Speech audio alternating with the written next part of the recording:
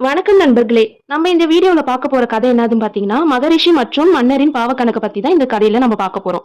காட்டு பகுதியில் ஆழ்ந்த தவத்தில் இருந்தார் மகரிஷி.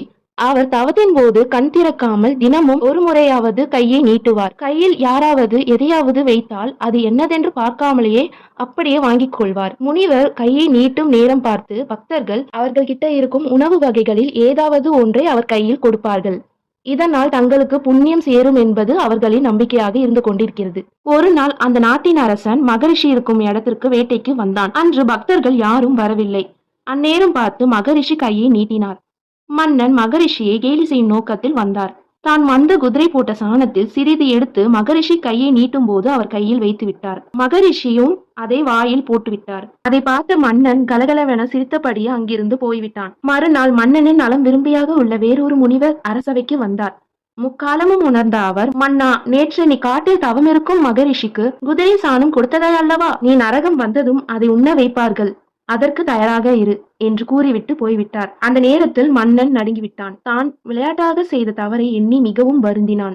நாம் செய்த பாவத்திற்கு என்னதான் வழி என்று அந்த நேரத்தில் மன்னர் யோசித்துக் கொண்டு இருந்தார். அப்பொழுதுதான் தான தர்மங்கள் செய்து தன் பாவங்களை குறைக்க முடிவெடுத்தான். மன்னரோ அவருக்கு இருந்த அரண்மனையோ வசதியான வாழ்க்கை விட்டுட்டு அந்த இடத்திலேயே ஒரு குடிசை கட்டி வாழ்ந்து வந்தார். தன் நாட்டில் உள்ள இளம் பெண்களை தன் குடிசைக்கு வரவழைத்து அவர்களது திருமணத்துக்கு தேவையான நகை பணம் கொடுத்து பாவம் செய்வதன் கெடுதல் பற்றி எடுத்து கூறி அனுப்பி வைத்தான். இந்த சேவையை நாள்தோறும் அவன் செய்து கொண்டே இருந்தான். அரசனின் இந்த தினசரி வழக்கத்தை இந்த நாட்டில் சில வேறு மாறியாக கதை கட்டிவிட்டார்கள். மன்னன் இளம் பெண்களை தவறான நோக்கத்தில் குடிசைக்கு வர சொல்கிறார். அவருக்கு கூலியாக நகை பணம் தருகிறான் என்று புறம் பேசிக் கொண்டிருக்கிறார்கள். அண்ணனை பற்றி விமர்சனங்கள் நாளுக்கு நாள் அதிகரிச்சுனே போய்விட்டது. ஒரு நாள் கற்புக்கரசியான பெண் ஒருத்தி பார்வையற்ற தன் கணவருடன் அரசனின் குடிசை முன்பே நின்று யாசகம் கேட்டார். கணவனோ, நீ யார் வீட்டு முன்பு போது நிற்கிறாய் தெரியுமா என்று கேட்டார். அரசன் அமைந்திருக்கும் குடிசை முன்பு என்று பதிலளித்தாள் அந்த பெண். அதற்கு அவளது கணவன், ஓ, தானம் கொடுப்பதாக சொல்லி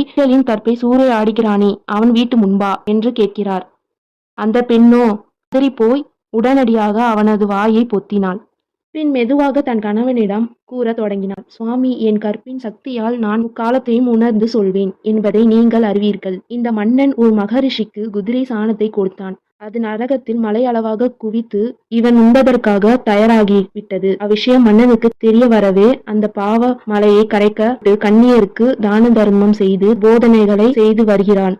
ஆனால் சிலர் மன்னனை பற்றி தவறாக பேசி அவனுக்காக குவிக்கப்பட்டிருந்த சாண மலையில் ஒவ்வொரு கவலமாக ஒவ்வொருவரும் பங்கிட்டு கொண்டனர். கடைசி கவலம் மட்டும் பாக்கி இருந்தது. தற்போது மன்னனை பற்றி தவறாக பேசியதன் காரணமாக இந்த கடைசி கவலத்தை தாங்கள் எடுத்து கொண்டீர்கள். மேலும் அடுத்த பிறவியிலும் கூட தாங்கள் பார்வையற்றவராகவே பிறப்பீர்கள் என்று கூறினாள்.